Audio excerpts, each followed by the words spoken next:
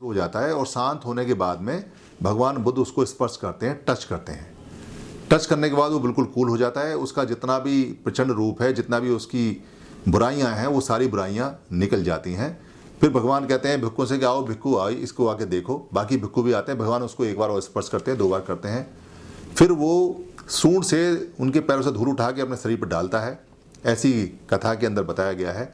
और फिर पीछे यानी पलट के नहीं जाता, अपने पैरों से पीछे होता होता और बुद्ध को देखता हुआ वापस चला जाता है।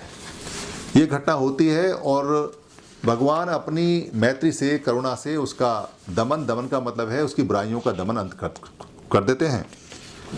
उस बात को देख के वहाँ जितने लोग हैं वो कहते हैं कि कुंजर मत नाक को मारो, कुंजर नाक को मारना दुख में है।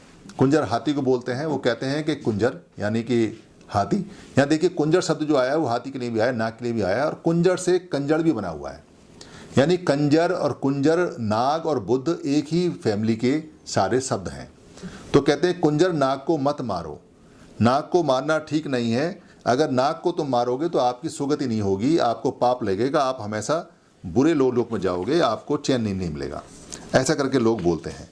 फिर लोग कहते हैं कि कोई कोई आदमी जो उद्दंडी लोग हैं उनको दंड से, अंकुश से और मार कर उनको ठीक करता है, मगर समण मुनि जो हैं, भगवान बुद्ध हैं, वो मैत्री और करुणा से लोगों को ठीक करते हैं।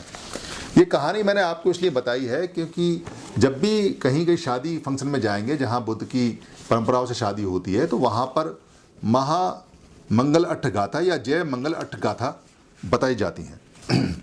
जय मंगल अट्ठ गाथा में जो तीसरी गाथा है वो गाथा ये गाथा है जो बताई जाती है।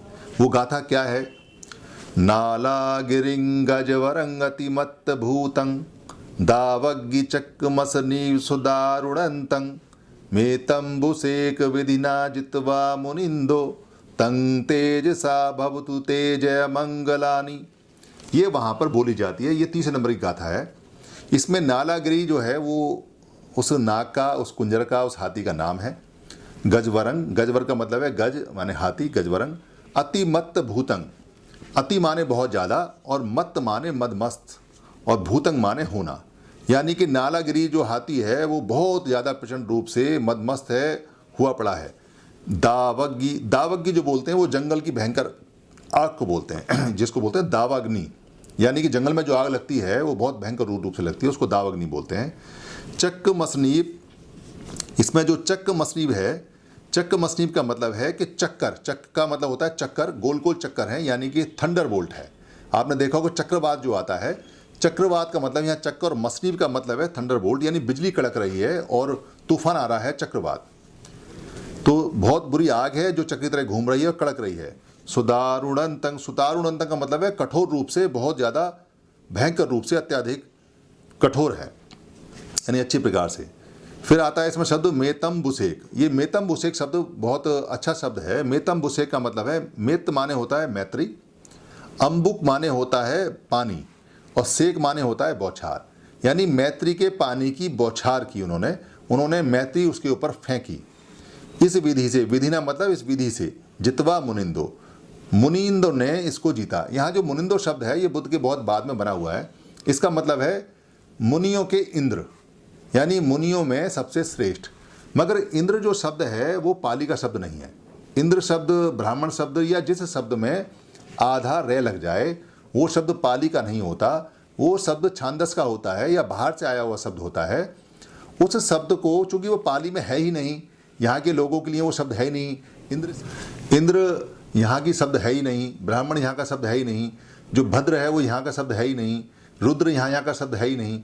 तो आधे रह वाले शब्द पाली के शब्द नहीं है, वो यहाँ के शब्द नहीं है। इसलिए ये जो अट्ठमंगल गाथा है या जयमंगल अट्ठ गाथा है ये बुद्ध के बहुत बाद में बनी है, और जिसने भी बनाई है इसमें आधा रह जोड़कर इसको कोशिश की है कि वो यहाँ का करे। इंद्र से इसका लेन देन नहीं है। आप भी जयमंगल अट्ठ गाथा या जयमंगल 10 गाथा या जयमंगल 30 गाथा या महामंगल गाथा या गाथा खाली या कोई भी कहानी आप पाली में या हिंदी में किसी भाषा में बना सकते हैं। ये बाद में बनी है। ये स्तुति गायन है, बेसिकली महागान होता है, जो कहानियाँ अच्छी होती हैं उनको बताया जाता है, एक तरह से उनकी गाथा हैं बताई जाती हैं। तंग तेज सा भवतु तेज है मंगलानी का मतलब है तंग माने इस तेज से, तेज सा माने तेज से, भक्तु माने हो, ते माने तेरा, और जय मंगलानी मतलब जय मंगल हो। तो ये गाथा नंबर 3 है जय मंगल अष्ट गाथा की, और बाकी जो 7 और गाथा हैं वो हम एक एक करके आपको बताएंगे। धन्यवाद।